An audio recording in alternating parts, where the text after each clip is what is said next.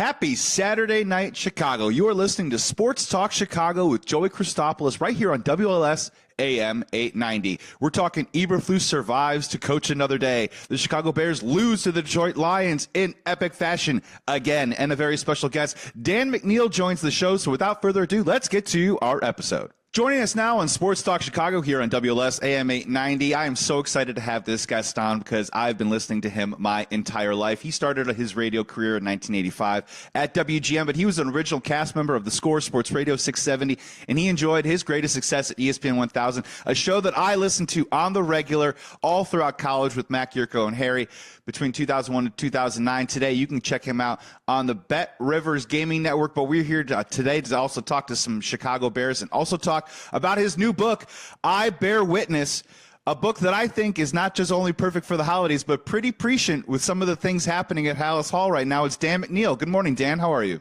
Hey, it's good to be with you, and thank you for the introduction, almost like I wrote it. Yeah, you got somebody who's got that many miles on the odometer. You got yourself a bona fide dinosaur today. You know, when you find good copy, you don't mess with it. That's for sure. Dan, it's so great to have you on. We are going to get to I Bear Witness in just a moment, and it is going to weave into our conversation. But I do want to start in the present right now. Just to be very fair to the audience out there, you're listening to this on a Saturday night because of the holiday. We are pre-recording on a Friday morning. Matt Eberflus just got finished with his Zoom call. A lot of people with bated breath were waiting to see whether he would be the first head coach for the Chicago Bears fired midseason. It looks like he's safe for now, Dan. We'll see into the afternoon when they have their meeting. Hopefully some of our takes do not age like milk in hot sun. But I do want to get your take on the Chicago Bears losing 23-10 to the Detroit Lions. Let's just stay in the present right now. What was your reaction to those final moments in that game? It was unbelievable.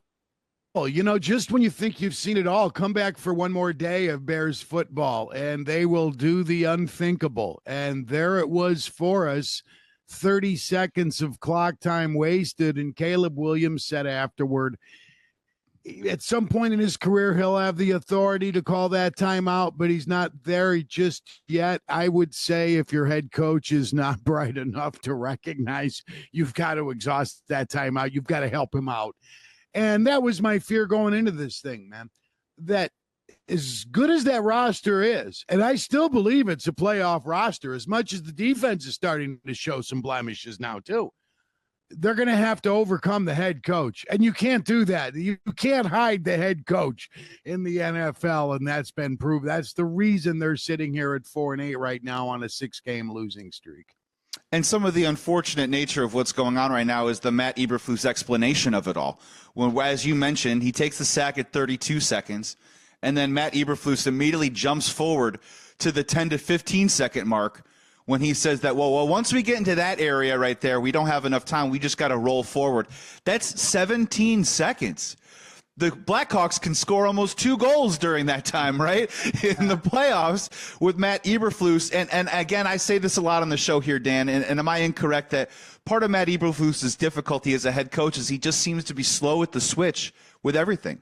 They start season slow, they start game slow, and in these in-game situations, 17 seconds slow and not taking that time out in that moment. He doesn't know when to challenge and when not to. He doesn't think on his feet very well. And it doesn't sound like, you know, it sounds like I'm trying to be mean. I'm not. He's not a bright man.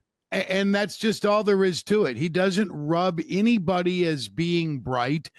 And you need a guy to think on his feet. And it happened in week 2 against the Texans when he burned a challenge because Kyler Gordon, who's a terrific player, was gesticulating wildly, thinking he intercepted C.J. Stroud.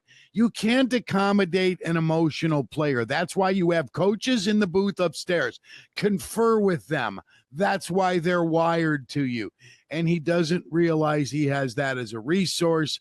He burned a timeout against Indianapolis in the fourth quarter, not knowing to go for 1 or 2. It's the fourth quarter. This is your 3rd year. There have been examples week after week after week of Eberflusian gaffes that have undone this football team, and that's the only way you can describe it. It's been a terribly dissatisfying year, but we should have seen it coming because you can't hide a bad head coach. That is very true. He's now in 2-13 against the NFC North, something that hopefully Halas Hall is paying attention to. We're talking to Dan McNeil here on Sports Talk Chicago here on WLS AM 890. His book is coming out, I Bear Witness, that honestly involves a lot of unreported, enlightening things about what happens behind closed doors at Halas Hall. You know, again, Matt Eberflus, a lot of people all over Twitter, from Jason Leisure, Kevin Fishbane, Courtney Cronin, the people that are in the locker room every single day, we're waiting with bated breath to see whether Matt Eberflus or Ryan Poles would show up to the Zoom meeting. Matt Eberflus did his press conference this morning, but then they're meeting again later this afternoon, Friday afternoon. I mean, if we could hypothetically speculate, Dan, what do you think is going on right now at Halas Hall? Oh, God. That's a great question. I guess they're going to go over what they, intend to accomplish the rest of the year. Assuming the Bears don't make a change, and I'm going to go with they don't. I think if they met yesterday, which they did, apparently Warren and Poles stormed into the coach's office in Ford Field after the game. That's according to one report. And it didn't happen, and they let him answer questions today. I think he's back and to finish the year, and if ever there were a time to do it, it's now. You've got a little bit of extra time. I think I have a fear factor, however, and that is they give Thomas Brown an opportunity to win the job, because you don't give a guy 5-6 weeks to win the job. Otherwise, you can wind up making a terrible decision. And the Lions did that in 1988 when they hired Wayne Fonts after he was hired just for the last 5 games of the year. And the Lions had a slight pick-me-up, and they underachieved with him as the head coach in the 90s. That is a great point, Dan. So I was thinking about this earlier this week. Now, I think we're all learning about Thomas Brown. We're all trying to speed up and figure out who this guy is very quickly. I think the fact that he's been coherent as an offensive play caller gives him more shine than maybe what he deserves right now. But yeah, Dan, to your point, I looked it up. Over the last 25 years, there's only been 3 NFL coaches that were named interim head coach in a midseason, were then named the permanent head coach of said franchise, that then took their team to the playoffs. Those 3 coaches are Mike Tice, that replaced Denny Green. He coached 1 game, then became the full-time head coach, went to the playoffs with an 8-8 record. Leslie Frazier, Minnesota again, replacing Brad Childress, 10-6 record, his second season as a head coach, got fired the very next year. And then the other one was a 1-7 Wade Phillips Dallas Cowboys team. Jason Garrett comes in, goes 5-3, and then coaches the team for the next 10 years. So when we talk about Thomas Brown, Dan, there is not a great precedent of interim head coaches getting the full-time gig and then leading to long-term success. So I understand you might want to give the guy a look or give him a shot, but those things just simply don't work. Yeah, they don't. You've given some really good examples that are much more recent than what I picked out. Now, the flip side of the coin might say, well, look what Bruce Arians did when he had the chance in Indianapolis with Chuck Pagano down when he was battling cancer and he had to pull away. He won the Coach of the Year award as an interim head coach and parlayed that into a job with Arizona. And then ultimately wins the Super Bowl as the Buccaneers headmaster. But that's the other side of it. But I think there's way more to be lost than gained by hiring a guy who's just done something on an interim level. It's football Mike Quaddy. For Cubs fans who remember when he was given the opportunity to be the skipper on the north side. The players loved him. The players loved Eberflus back when Hard Knocks cameras were rolling too. Yeah, the players loved him. Well, do we also have a bit of a problem in this town of he's a good guy, Dan? Yeah, that's the other one. He's a good man. He's a good baseball man, and the players like him a lot. We seem to fall into that trap a little bit too.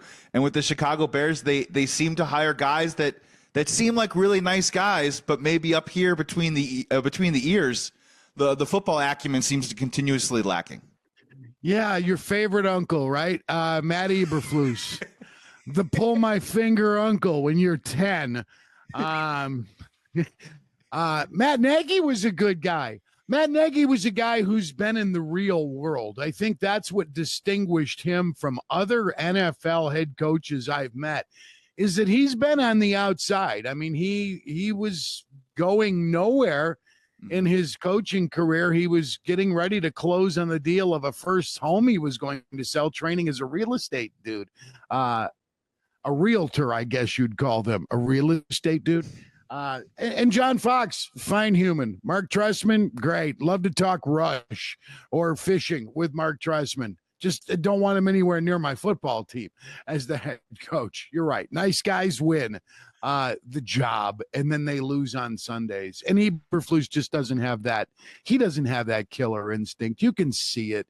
You've got to have a dark side. There has to be a fear factor with an NFL head coach, even a college head coach. If you don't strike some sense of fear into every guy when you walk in that room, then you probably shouldn't have the job.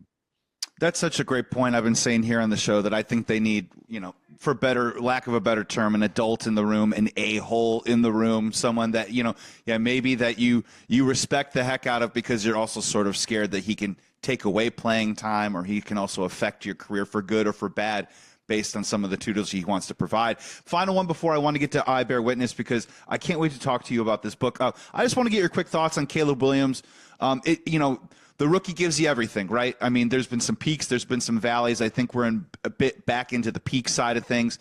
How can you assess his rookie season so far with all this chaos going on outside of non-football related with Caleb Williams right now? The last few weeks have given us a reason to exhale that he can play at this level. I didn't think we'd be here. When you start 2-2 with the way they did, and Torrey Taylor is your best rookie, the punter, things were not looking so good. And Williams was holding the ball way too long. He still is, but not as bad as he was.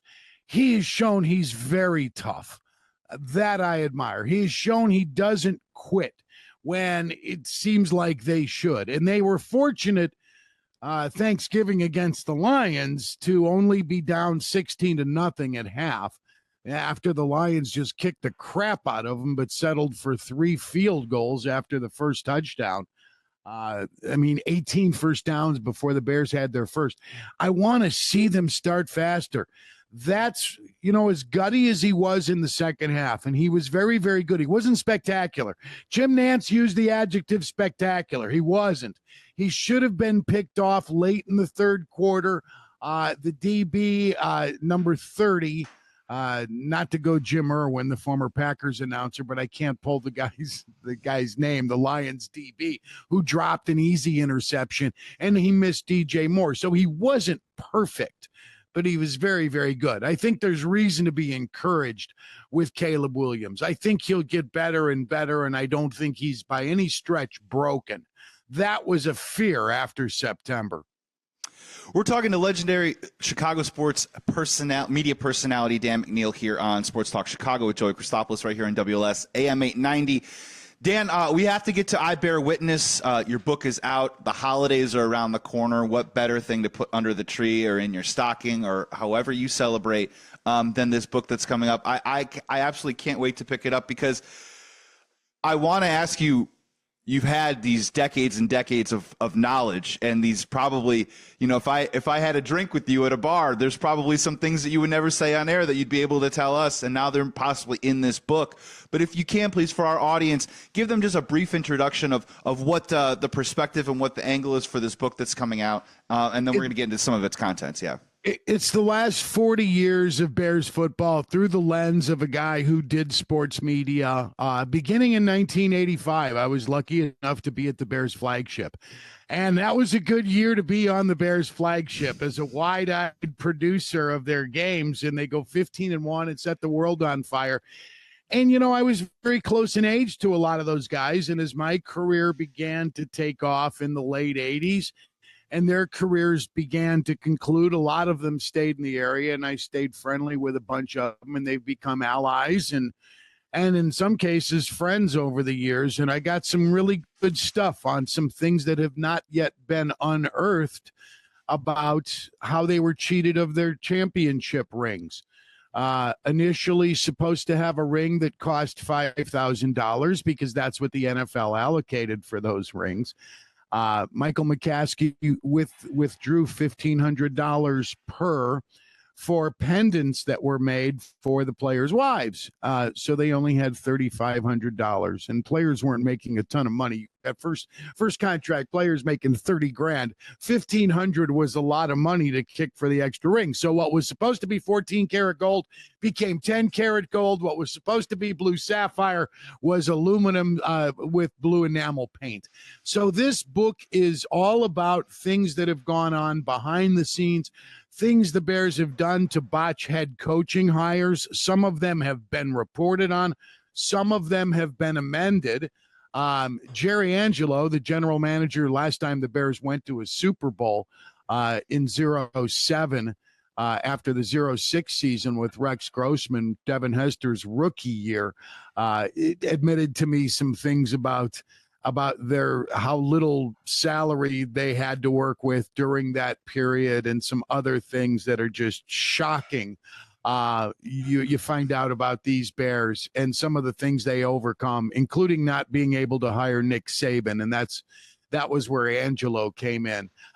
Because he wanted to hire Saban, and Angelo, the word is, and Jerry didn't deny it, basically they had to restrain Nick Saban, keep him from coming over the table at Bears executives. And they screwed the Bruce Arians opportunity a few years ago. There were no football men in the room. They did a mock news conference with Bears employees pretending to be media. This is Bruce freaking Arians, man. This is a guy who'd won Coach of the Year as an interim, and you're having him answer questions. This is so Bears. They were the last to get facilities upgraded in the division. Chapter 6 is all about how Green Bay has distinguished itself from the Bears since Favre, and everybody seems to think it's simple. It's just Favre to Rodgers, now to Love, and it's so much more than that. It's an organizational mismatch. And the things Green Bay did when free agency arrived in 93 to distance itself from the rest of the then NFC Central, just amazing. And Mike Holmgren was very helpful with I Bear Witness. There's some good stuff from him in there too. And there's something that Chicago Bears fans, and I had to learn this over time. And when you talk about Green Bay Packers and Chicago Bears, you think Chicago, metropolitan city. I love it here. It's amazing. It's innovative. It's always looking forward. Green Bay Packers, mom and pop shop. But when you go to those two front offices, I guess you can make an argument that perhaps those two things are maybe a little bit switched. My question for you, Dan, and see if you can follow me on this one, is it feels like, when you start off in 85 and you find that story out about the rings, that surprises you. And along your long, illustrious, and wonderful career, at some point, the Chicago Bears had to not surprise you anymore. They had to be, there had to be a little bit more of a step modus operandi. Did the Chicago Bears still surprise you at any point, or is this all so par for the course of something that's been going on for decades? It really has been going on for decades. And the cheapness factor goes back to the so-called great Papa Bear Hallis, whose legend certainly exceeds his success as a football coach the last 20 years of his career. And he was notoriously cheap. That has sort of faded. Old timers remember this, but I see younger people, Papa Bear must be rolling in his grave. And you know what? No, this is exactly how he operated too. And he was garbage, even though they won in 63. That team was 11th out of 14 in scoring. So he'd already lost his fastball, but they were good enough defensively to still win a championship. So no, nothing should surprise me about this team. What surprised me the first time was when they went out and signed Julius Peppers. That ended 17 years of McCaskeyism since free agency began, when they actually swung for the fences in free agency. And that was Jerry Angelo, who also swung for the fences when the Jay Cutler trade happened in 2009, March of 09. That was un-Bears-like. It didn't work out, but it was worth the effort, and it was worth the try, and he's as close to anything as they've had in the modern era to a franchise quarterback. The other one that blows my mind, Dan, is if you look at the history of how they have paid offensive linemen, whether they're drafted or whether they're not. If you go back even, let's start in the recent history with the John Tate days, right? That was around 38, $6 million. Jermon Bushrod, Kyle Long. I mean, the whole idea with Nate Davis, giving him $30 million, that's like a top 5 offensive line contract in Chicago. When you think about the city of broad shoulders, getting off the bus, running the football, they've tried to go to the till in the first round picks with Gabe Carimi and Chris Williams, but they've never gone to the table to an offensive lineman and paid him big bucks. And again, what happens? Rinse and repeat with these quarterbacks. We got to get them an offensive line. The principles, they don't believe in allocating assets to that position either. Yeah, and it forces you to piecemeal it, and you got to be really lucky to succeed. And when you point to John Tate, that was that part of that Super Bowl team that Angelo kind of cobbled together, that O-line with Reuben Brown, and Olin was the only original draftee. He was a Mark Hatley pick in '98 in Wanstead's final year. But they just kind of piecemealed that thing together and got very, very lucky that those guys were as productive as they were. Roberto Garza was one of them. Reuben Brown and Fred Miller was the other tackle. But yeah, Jermon Bushrod. I know. You're really swinging for the fences there. It's been bad, and they have really missed. They've missed so much at the same positions in the draft, in particular in the first round. They've missed at tackle, Stan Thomas. You mentioned Karimi. There was Mark Colombo was a late first round pick. The kid from Vanderbilt, Chris Williams, back injury, right off the jump. Couldn't get on the field. Spent Bourbonnais in the tub. It's been a disaster. Pass rusher, same way. Anybody who's been effective for the Bears as a pass rusher has been a free agent or a trade. They haven't been able to draft one.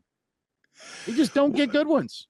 We'll talk Alonzo Spellman the next time I have you on, but a couple more here for Dan McNeil here on Sports Talk Chicago on WLS AM 890. When we talk about I Bear Witness, the contributions to this book, I just want to read it off for the people that, if you love the Chicago Bears, there's no reason why you should not go out and get I Bear Witness, or at least buy it for a loved one that loves the Chicago Bears, because Hall of Famers like Dan Hampton, Richard Dent, Jimbo Covert, Brian Urlacher, Steve McMichael all contribute to this book. Ron Rivera, Jim McMahon, Gary Fensick, Mike Holmgren, Warren Moon, Tony Dungy, Jerry Angelo, Herm Edwards, Mike Martz, John Yurkovich, Rodney Pete, Jared Payton, and so many others. I know a lot of these people have probably been in your life a long time. Was one of maybe stuck out that you really enjoyed going back and connecting with and talking with, and someone that you got off the phone with and said, man, I can't wait to put this guy's quotes into I Bear Witness? Mike Holmgren, probably, because I think he's as enlightened as a human being as any football man I've ever met at the professional level. I think he really stands for integrity. His program, which was way before the NFL launched an initiative to help young players with finances, with counseling, with life skills, because a lot of them come in and they have all this money and they need a player programs position, and Holmgren was way ahead of his time in the Invest in Yourself program that he designed there, and they had to do it more covertly when the league installed its own program. And Holmgren said, well, we've been doing this for several years and it works here. Look what we've done. And the league rejected it. Mike was incredibly insightful on how they drew free agents to Green Bay in '93, because it was a problem that their city, if you want to call Green Bay a city, faced unlike any other, and that is it's got 100,000 white people who live there. How do we attract African-American players? How do we get them to come here? Well, they started with Reggie White, and how they lured him was amazing. They took him to Red Lobster because they knew he liked lobster. So they didn't pretend to be somebody other than who they were. Packers executives were dressed in blue jeans. This was right after Art Modell and the Browns just showered Reggie White with gifts and a limo. And His wife got a designer leather coat, and Reggie goes to be with, because he was not a worldly man. He lived in a 12,000 square foot home in Tennessee. But other than that, Reggie was blue jeans and a t-shirt guy. And he sat down with real people and they talked football. And he said, this is where I want to be.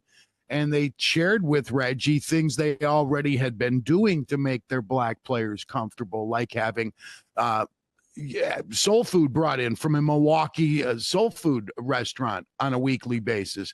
Things like that. They had the human touch more than other organizations, the personal touch a lot of people don't think of when they think of professional sports, especially the violent, Darwinistic world of pro football. But the Packers certainly exhibit a lot of real humanity. And Mike Holmgren was one of my favorite interviews. Reggie White at Red Lobster. Meanwhile, McCaskey's throwing some shrimp poppers into the microwave to try and convince you to come in there. Final one for you, Dan. Look, I'm 40 years old, and I want some honesty here right now. Moving forward, and as I grow older, I'm being more inundated in how the ownership is a blockade towards not just success maybe in the short term, but maybe sustained stable success for the Chicago Bears, my favorite football team, and maybe my favorite sports team on the planet. Is it possible? Do you see a way where the Chicago Bears can win in spite of some of the things that happen behind the scenes? Or is sometimes maybe the power structure and these decisions, is time a flat circle? Will history continue to repeat itself? Time is a flat circle. Season 1 of True Detective. Thank you very much. I'm living in it. Yeah, it is hard to imagine in this era them being able to overcome a management team that is this incompetent. They did in 1985. Things were different. The game has changed radically in so many ways, not just on the field, but administratively.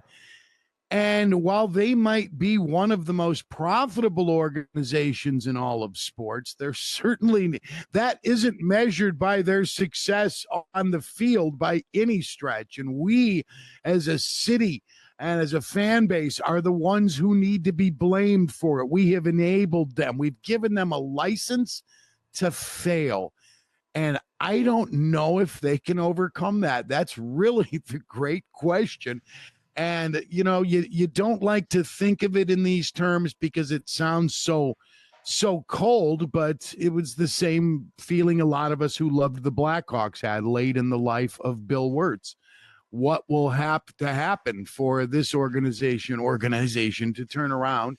And it was his passing and the torch getting passed to Rocky Wirtz, who took it in a great direction and did a lot of great things. Despite the way he sullied his name near the end, he was a great owner for 95% of his tenure as the Hawks owner. And the Bears, maybe it will take Virginia's passing and an imminent sale, because I think the children are pretty much split. Of the surviving children, and one of the surviving children is not competent to vote. I'm told it's pretty near split down the middle on how this will go in terms of whether to should I stay or should I go? Do I buy or do I keep it or do I sell it? And I know Bears fans are hoping they sell. Yeah, and that comes down to where they're going to build their new stadium on top of that as well for the future of the Chicago Bears. The book is I Bear Witness. The author is legendary Chicago sports media personality Dan McNeil. Please check it out wherever books are sold. I'm sure you could probably find it online too as well. You also want to follow him at Danny Mac Show on socials. He'll be providing updates for when the book comes out. I can't wait to check it out. Dan, honestly, man, growing up throughout college, especially someone that went to broadcast journalism school at Columbia, listening to you was appointment viewing and listening. I greatly appreciate you joining Sports Talk Chicago here on WLS AM 890. Be well. Thank you so much for taking the time. And everyone needs to check out I Bear Witness. You bet. And you had the right show for your college years. I bet burning them in the dorm during Mac Yurko and Harry's Who Do You Love was a good time for you, right? Oh, 10,000%. Are you kidding me? Though, and then, honestly, then the White Sox go to the World Series. Those Chicago Bears teams were good. I mean, you guys were at the peak of your powers. And look, personal stuff aside, as the spectators, the one in the cheap seats, I had my popcorn out every afternoon. So I appreciate it. And it was great. It was great to meet you and connect with you. Thank you so much for coming on the show. Thanks for having me. It was fun. In regards to the game, there's a couple things that I want to talk about. The first one is I think everyone walked into this game thinking that the Detroit Lions were going to put their foot on top of the Chicago Bears' neck and not let up and turn this into a really embarrassing performance. Now, it got really close at some point. And I just have to say, I've never said this before in my life, but the Detroit Lions are certainly not just a cut above the Chicago Bears, but they're slightly a cut above most teams in the NFL right now. When we talk about Super Bowl aspirations in the Detroit Lions, I'm right there. They have a physicality up front. They have a backfield duo. One of them is familiar to Chicago and David Montgomery, but him and Jahmyr Gibbs, that is a real deal backfield. Jared Goff makes enough passes and is accurate enough to move the chains, and that's how they score points. Defensively, I think there's a lot of question marks, and as we saw in the game, a lot of injuries in that game. For Detroit, their depth just got thinner yesterday, so that's going to be a challenge for them moving forward, but I think they have offense to score points and possibly go to the Super Bowl. So once the game starts, again, Chicago Bears offensively get off to a slow start. Didn't really get an opportunity to. Had about 6 plays, and next thing you know, we're somewhere in the middle of the second quarter. Detroit Lions really dominating the time of possession, holding on to the football. Chicago Bears just didn't get a lot of chances. Detroit Lions had 18 first downs in the first half. I think the Chicago Bears only had 1. So good on the Bears defense for just trying to stem the tide. I mean, it isn't so much the bend but don't break, but it was the amount of reps that they were putting out there in consecutive fashion. You were worried that they were going to be gassed, that they were going to run out of juice. But in the end, in a lot of situations, they were able to hold the Detroit Lions to field goals. That's a big reason why they were able to stay in the game. They get it to 16-0. We head into the second half, and at that point, at least the Chicago Bears get back to playing with some sort of intention on the offensive side of the ball. And I know we're going to talk about Caleb and getting it cooking in the passing game, but I do think there was a couple of runs by DeAndre Swift, hard runs, that at least let the Detroit Lions know that the Chicago Bears were still there to try and compete in that game. And then things really started getting interesting. The first one is, look, we're going to go through all these different calls, and I know this is a mathematics issue, but again, when they scored 16-0, the Chicago Bears score with a great throw from Caleb Williams to Keenan Allen. I don't understand for the life of me why you don't go for 2 there. They went for 1. They made it 16-7 at the time. I don't understand that. I don't understand why they did that. Because they ended up going for 2 on the next drive and on the next possession. And you can't tell me that it isn't so much about the 9 number. It's about the score that happens with Detroit afterwards. You always have to be thinking a little bit ahead in terms of the math on this thing. So even if you go down by 10, you're still within that 2-score range. But you could be out of that 2-score range if you don't get it in that particular moment. So I didn't really understand that personally. They take it to 16-7. Detroit Lions score again immediately, and then this is where things get really, really, really fun. And if you're the Chicago Bears, and if you're a Chicago Bears fan, there's habits that are being built here with Caleb Williams, and one of them is you can't turn the TV off with the guy. Whether he's going to win you the game or not, we'll see in the next year or so. But early on in his career right now, he has a penchant for playing really well in these third and fourth quarters and trying to race to get the team back into the game somehow. And at the moment, I texted friends, I'm really excited to see Caleb get us back into this game only to watch Flus mess this up. And lo and behold, look what happened. But I just want to talk a little bit about Caleb Williams here before we get to the end of this game. Now, here's something that's really important, and I think this is a positive. You can view it as a negative. And I think with a lot of things, especially on social media, the way a lot of people digest sports these days is they're going to focus on one side, whether it's the negative or the positive side, and will refuse to look at the other side. I think that there is a whole full spectrum that you're getting from Caleb Williams right now. And I think it's really important. When we talk about the Caleb Williams experience, he is giving us everything, folks. It is the full rookie menu. It is the cheesecake factory of everything that you probably want to see or everything that you're going to expect to see from a rookie quarterback. There's plenty of good. There's definitely a decent amount of bad. And all of it, in my opinion, is encouraging. Let's start with the good. The good part is a lot of the stuff that we got excited about watching him at USC is starting to come to fruition in the NFL. That out of the pocket, that slingshot, that shortstop throw from the corner When he gets to the outside, full stride, doesn't break anything down, just lets it rip. We're starting to see that. We're starting to see the arm talent, and honestly, some of, not all the time, but a little bit of the accuracy down the field is getting a little bit better. The second aspect, too, is he is continuously committed to going through his progressions. 1, 2, you see him start on the left side of the field and move to the right side of the field and complete a pass. This is important stuff, and in Chicago is the type of stuff that simply we just do not see from our quarterbacks here in this town. So that's definitely a positive. When we talk about some of the bad, holds on to the football way too long, takes unnecessary sacks, and that part of it is going through his progressions. The deep ball, again, he hit one to DJ Moore yesterday, but there was a couple others that were a little deep. It just needs to get better. It isn't the best. And again, rookie, some of the game situations. When we talk about the end of the game, with Matt Eberflus, I'm not putting the end of the game on Caleb Williams, but let's be honest, we have to give some of it to the rookie quarterback for not knowing the time, the down and distance, what was necessary. He said after the game at the press conference that maybe later in his career, he will have the authorization to call a timeout. I mean, win or lose, forget the authorization. If you feel something, you see something, you say something, you call that timeout and you get screamed at later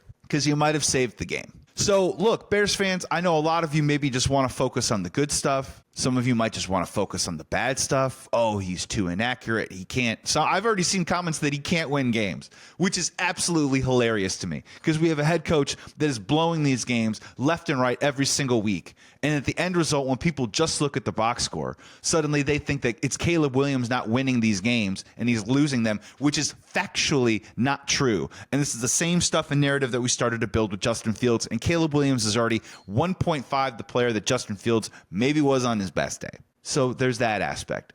The peaks and valleys with Caleb have been incredibly interesting, stark, and weekly. But here's the good news, Bears fans. You have to think about this from a hypothetical perspective of just take any rookie quarterback. Take quarterback A, rookie. And if I said he went through his entire year making mistakes, not knowing game situations, inaccurate in moments, holding on to the ball too long, and taking sacks. Many would push the panic button, but others would also say, wow, those sound like rookie quarterback things, adjusting to the speed and complicated nature of the NFL. That's happening to Caleb on a weekly basis. But what's also happening in those games is if I told you that the rookie quarterback is resilient, the rookie quarterback continues to get better each week, the rookie quarterback continues to make big throws. And when the chips are down, he seems to be one of the few players on this team that stands up, makes plays, and at least puts the Chicago Bears in a position to come back, tie, or win a game. Keep in mind, he led a drive that put the Chicago Bears ahead of the Washington Commanders. Keep in mind, he led a drive that put the Chicago Bears in position on a second down to kick a field goal to beat the Green Bay Packers. Keep in mind, he's the same player that brought them down. They were down 27-16 to the Minnesota Vikings. He brought them all the way back. Onside definitely helps, but he then threw absolute rifle to DJ Moore to set up a field goal to tie the game to send them to overtime. And now in this situation, he leads them all the way back against a team that might possibly go to the Super Bowl and puts them almost in position for one more play to gain a couple yards to put them in a position for a field goal to tie the game. So with Caleb Williams, it's the full experience. It's everything that you want to see. It's the good and the bad. The question is, and we don't know the answer to this, so you can feel however you want about Caleb Williams right now. The question is, moving forward, is do the positive habits become consistent or do the bad habits become consistent? Can he eradicate holding on to the ball too long or having a little more awareness in the pocket when a sack seems to be breathing down his neck? Will he up his game situation awareness and be like, I've been here before. I know how much time is left. I need to call a timeout right here, or I need to hurry up, or I need to understand that what we're calling right now isn't going to work. On the flip side, the good habits, does he continue to accentuate those? Take those chances, get better at his accuracy, continuously trust and read his progressions, know that he can go 1 to 2 to 3. Ideally, you want to get rid of it on 2 and stick with it and keep moving those things to the point where he starts manipulating defenses to get the looks that he wants, and then he really starts carving people up. It's exciting times for me because when you want to talk about checking boxes and knowing who your quarterback is and what he needs to work on and getting through some of those rookie bumps, Caleb Williams is getting through everything every single week. And I find it to be incredibly exciting and incredibly encouraging. I mean, when we talk about some of the chaos that's going around House Hall right now, players on their podcasts or tweeting or talking to radio stations, saying it but not saying it, that this is a players run thing right now. The head coach losing the locker room is kind of a strong word, but I think they're starting to tune him out a little bit, or they understand his limitations, and those limitations are holding them back from winning football games. And I think a lot of the players are publicly starting to say it. That's going to do it here for Sports Talk Chicago here on WLS AM 890. I am Joey Christopoulos. You can follow us at Sports Talk Shy. You can follow us at Joey Sports Guy. I want to thank Dan McNeil for coming on the show. Bet Rivers Game Network, talking about his book, I Bear Witness. And honestly, it seems like it's got some anecdotal nuggets in there from a lot of guys, legendary Chicago Bears, and his experience in the business that take you behind the curtain of why things are the way they are sometimes with the Chicago Bears. And I can't highly recommend enough you going out and picking up that book. I want to thank him so much for coming on to the show. Thank you so much for tuning in. Have a wonderful Saturday night. Have a great holiday weekend, Chicago. I appreciate the time. I appreciate the listen. We will be back next week here on Sports Talk Chicago, right here on WLS AM 890. Until then, we'll see you soon.